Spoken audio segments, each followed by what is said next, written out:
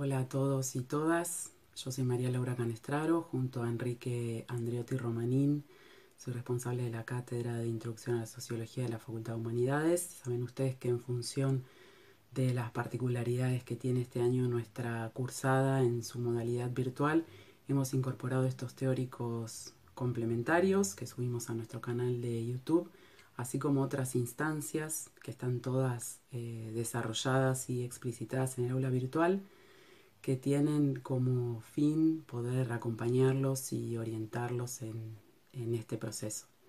Hace 2 semanas atrás iniciamos estas instancias con la figura y la obra de Carlos Marx. A partir de hoy vamos a trabajar en 2 momentos con la obra de Émile Durkheim.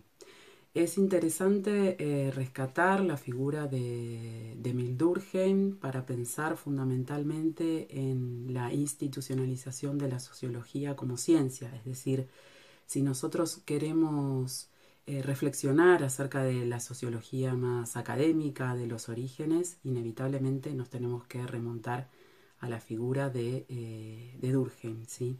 Nosotros tenemos como clásico anterior, ubicamos a Carlos Marx, sin dudas, pero vemos en Marx que hay una formación mucho más híbrida y que hace a distintos campos disciplinares, y decididamente va a ser en Durkheim donde vamos a ver esta pretensión de institucionalizar la sociología en su versión académica, diríamos, ¿no?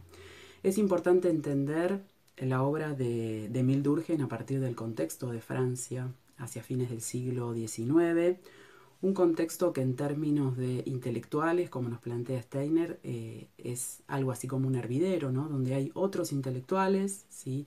Como Le Play, como Worms, que están pensando en la posibilidad de avanzar en un conocimiento sobre lo social que tenga entidad científica. En ese sentido, lo que también nos trae a colación Steiner es que este campo, esta constitución del campo disciplinar, tenía una suerte de descrédito que se vinculaba a la figura de Comte. Si ustedes recuerdan, como vimos las primeras semanas cuando trabajamos sobre los precursores, sobre Saint-Simon y sobre Comte, ¿sí? Esta idea de pensar la emergencia de una reflexión sobre lo social, científica, que Comte llamaba física social, está muy vinculada en la figura de él a una suerte de lo que algunos llaman sociocracia, ¿sí? Que tenía que ver con el lugar que iba a ocupar la ciencia en reemplazo de la religión, la ciencia positiva, y cómo la sociología, ¿se acuerdan ustedes que nosotros veíamos las distintas etapas por las que atraviesa, digamos, por las que transita el conocimiento de la humanidad, una etapa teológica, una etapa metafísica y una etapa positiva, cómo esas distintas etapas culminaban en la configuración y consolidación de la sociología como una filosofía positiva, que era la más compleja, diríamos, de las ciencias, ¿no? Pero bueno, la principal crítica y a lo que remite esta sociocracia es que está vinculada a una idea de una suerte de élite, ¿sí? Que reemplaza una élite científica, que reemplaza a la otrora, diríamos, élite religiosa, y que en la que incluso hasta el propio Comte se había autoproclamado papa de la religión positiva, ¿no? Pero bueno, volviendo un poco entonces a esta es una de las disputas centrales. Entonces nos van a decir algunos autores este verdadero descrédito, digamos, ¿no? Que en el medio universitario estaba teniendo de alguna manera la sociología, es con el que va a tener que lidiar Durkheim. ¿Cuál va a ser la preocupación central de Durkheim, ¿no? Acá Steiner nos dice, en este contexto, sí, que era un contexto además de alta conflictividad social, sí, si nosotros pensamos en fines del siglo XVIII y principios del siglo, perdón, fines del siglo XIX y principios del siglo XX, sí, Durkheim nace en 1857 y muere en 1917, sí, tenemos una época, como decía, de alta conflictividad social, y la preocupación central de Durkheim va a tener que ver con cómo sucede que el individuo se vuelve progresivamente más autónomo y al mismo tiempo más dependiente, ¿sí? Y esta preocupación tiene que ver con la idea del lazo social. El lazo social que vincula al individuo con la sociedad, ¿no? Esta es otra diferencia que también tenemos con otros autores que están pensando, que han empezado a pensar la posibilidad de lo social con anterioridad y con mucha anterioridad, ¿no? Si nosotros pensamos en la constitución del campo de las ciencias sociales, claramente la sociología, ¿sí? La física social, incluso de la mano de Comte, viene a posteriori de otras disciplinas como la teoría política o incluso la economía. De hecho, vamos a ver cómo también una de las discusiones centrales de Durkheim tiene que ver con la economía, sobre todo en su obra de la división social del trabajo, que es sobre la que aquí vamos a avanzar un poco, fundamentalmente con un hecho económico, como él considera que se ha venido sosteniendo, que es la división del trabajo, sobre todo a partir de los utilitaristas, y él considera un hecho social. Pero digo, fundamentalmente va a discutir en términos de la relación entre el individuo y la sociedad con el legado de la teoría política, sobre todo el contractualismo, ¿no? Donde estamos pensando a la sociedad como una sumatoria de individuos, ¿sí? Y lo que nos va a traer Durkheim en relación a esta idea del lazo social fundamentalmente y a toda la obra es a pensar en la relación entre el individuo y la sociedad, ¿no? No entre los individuos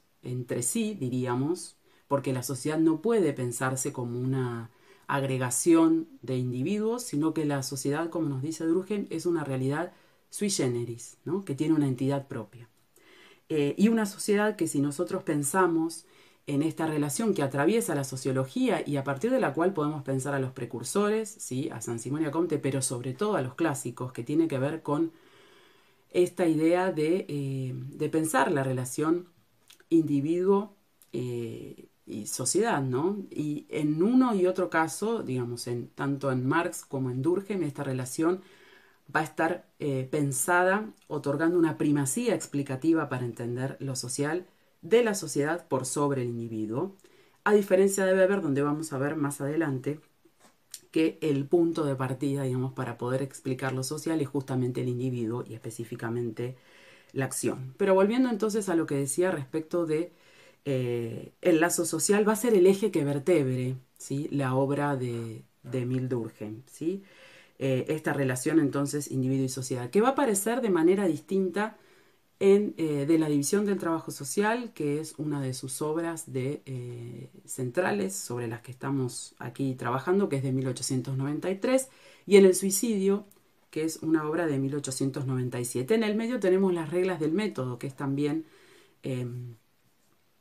una de las obras que trabajamos, ¿sí? En la asignatura y que es de 1895. ¿Sí? Entonces yo les decía que él va a trabajar el lazo social en dos hechos sociales muy distintos, que son la división del trabajo social y el suicidio. ¿Qué son los hechos sociales? ¿No? Que los hechos sociales, por otra parte, van a ser el objeto de estudio de la sociología durkheimiana. ¿Sí? Los hechos sociales son formas de pensar, de sentir y de actuar que son exteriores al individuo, que se le imponen y que ejercen coerción sobre él, ¿no? Y que además son anteriores porque se ubican en esa realidad sui generis que llamamos sociedad, ¿sí?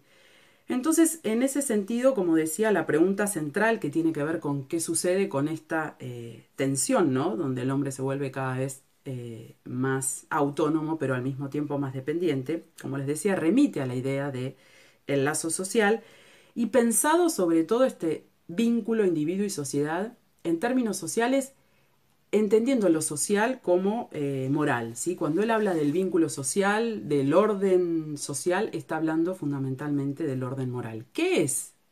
¿A qué remite la idea de la moral? Tiene que ver con las reglas que habilitan, que permiten las relaciones y que presiden, ¿sí? Nos dice Steiner, las relaciones de los hombres que forman una sociedad. Y son los que nos vienen a traer a colación, a enunciar las condiciones fundamentales para la existencia de la solidaridad social, ¿no? Que remite a esta idea de la ligación entre el individuo y la sociedad y a la idea del lazo social, como les decía anteriormente. La cuestión de la solidaridad social va a ser central para pensar la obra de la división social del trabajo, porque fundamentalmente las sociedades modernas, ¿sí? Y sepan ustedes que cuando nosotros a lo largo de la cursada hablamos de sociedades modernas, estamos hablando del capitalismo, básicamente, si bien, por supuesto, esto sería toda una discusión, pero nos remitimos, digamos, delimitamos la idea de la modernidad junto con ese proceso histórico, social, económico que llamamos capitalismo. Digo porque sería toda una discusión poder establecer ciertos límites respecto de qué es modernidad, qué es posmodernidad y demás, pero bueno, sepan ustedes que lo estamos trabajando como sinónimos y que en todos los autores justamente lo que vemos, sobre todo en los clásicos, es una respuesta bastante acabada para poder pensar en términos de esta modernidad que ellos están observando, ¿sí? Cuando nosotros a veces, esto abro un paréntesis, como yo siempre digo en las clases presenciales, cuando nosotros pensamos qué es lo que distinguen a los precursores de los clásicos, ¿sí? Claramente vemos que en los clásicos podemos observar, ¿sí?, cómo hay una reflexión más acabada, como decía, respecto de el capitalismo, que por supuesto los precursores no pudieron verla por una cuestión centralmente epocal, ¿no? Pero en los tres autores, en los tres clásicos, tanto en Marx como en Durkheim como en Weber, podemos ver claramente cómo hay un objeto de estudio, cómo hay un método específico y cómo una dimensión empírica, ¿no? Esto que algunos autores como Berthelot llaman un programa de investigación específico sobre lo social y sobre la sociología en particular. Vuelvo entonces, cierro el paréntesis, a lo que mencionaba respecto de que las reglas que hacen a la moral enuncian las condiciones fundamentales de la solidaridad social, que tiene que ver entonces con esta relación entre el individuo y la sociedad. La solidaridad social, como les decía, va a ser una cuestión central de la división del trabajo social en esa obra, donde está, como decía anteriormente, en función a la crítica de pensar a la división del trabajo como un hecho meramente económico. Lo que van a decir Durkheim es que la división del trabajo desborda, ¿sí?, ese carácter económico y tiene una dimensión fundamentalmente moral, ¿sí?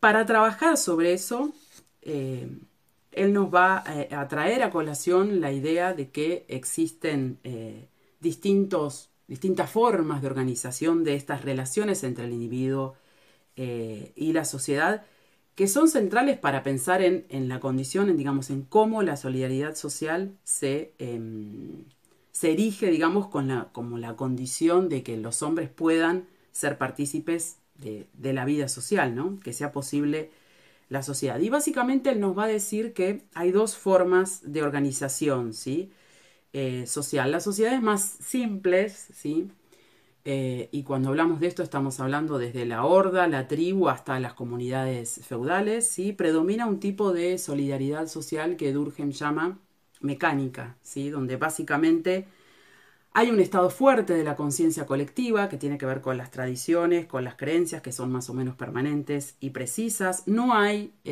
una especialización de tareas entre los individuos y la solidaridad fundamentalmente deviene de las similitudes y de las semejanzas, ¿no? Durkheim habla de la idea de la existencia de ciertos compartimentos estancos, ¿no?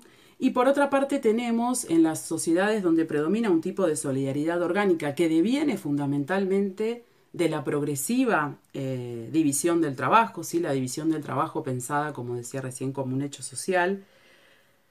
Allí el estado de esta conciencia colectiva es mucho más débil porque progresivamente comienza a desarrollarse, a tener más fuerza la conciencia individual, y es una solidaridad que, en función de ser justamente la división del trabajo su fuente, diríamos su causa, está basada fundamentalmente en la diferenciación de las tareas y en la progresiva especialización creciente. Esto trae consigo, y justamente tiene que ver con esta pregunta que señalaba al inicio, con esta tensión respecto de la autonomía, a su vez más la dependencia de los hombres, lo que Durkheim llama la interdependencia funcional. Ahora bien, ¿cómo va a ser Durkheim para abordar, para poder ver, digamos, o dar cuenta de esta solidaridad? Claramente, la solidaridad no puede observarse como tal, ¿no?, siendo que una pretensión de él es ver los hechos sociales y que va como vamos a ver después, a plantear una serie de reglas para poder observarlo. Él va a decir, bueno, como no es posible observar la solidaridad como tal, va a hacerse de un indicador, que es el derecho, ¿sí? Entonces el derecho es el que le va a permitir observar tanto la solidaridad mecánica como la solidaridad orgánica, ¿no? Y él ahí va a decir que en un tipo de sociedades, de organizaciones sociales más simples, predomina un derecho de tipo represivo y en las más complejas de tipo restitutivo. ¿Y cuándo va a observarse esta aparición del derecho? Justamente cuando haya un hecho social, ¿sí?, que lesiona esa conciencia colectiva. Entonces, en un tipo de organización y en otro, la respuesta va a ser distinta, ¿sí? En uno va a aparecer el derecho de tipo represivo y en otro de tipo restitutivo. Algo importante, en relación a la división del trabajo va a ser que, primero en relación a la obra de Marx, que fundamentalmente en Marx la división del trabajo va a devenir o va a ser el origen de las contradicciones sociales que podemos observar en todos los modos de producción. Y para Durkheim la división del trabajo, ¿sí?, va a ser fundamentalmente una forma de integración social, ¿no? Centralmente la división del trabajo va a ser fundamentalmente por cooperación bajo condiciones normales, y es en esa división del trabajo donde los individuos alcanzan su máximo desarrollo personal. Ustedes van a ver que para él entonces es base fundamental de este orden social, de este orden moral, y un poco lo que va a ir desarrollando a lo largo de esa obra tiene que ver con cuál es la función, ¿sí? Cuando Weber estudie, y lo vamos a ver ahora cuando avancemos en las reglas del método, los hechos sociales, él va a intentar determinar las causas de los hechos sociales desde una perspectiva unicausal, es decir, que un hecho social es la causa de otro hecho social, pero fundamentalmente lo que le va a interesar es definir cuáles son las funciones de los hechos sociales. ¿Todos los hechos sociales son pasibles, digamos, de ser abordados? Sí, claramente que lo son, pero a él le va a interesar fundamentalmente a aquellos que no se están desarrollando bajo formas, no están pudiendo avanzar, digamos, en función de ciertas condiciones de normalidad y por ende se constituyen como bajo ciertas formas anormales.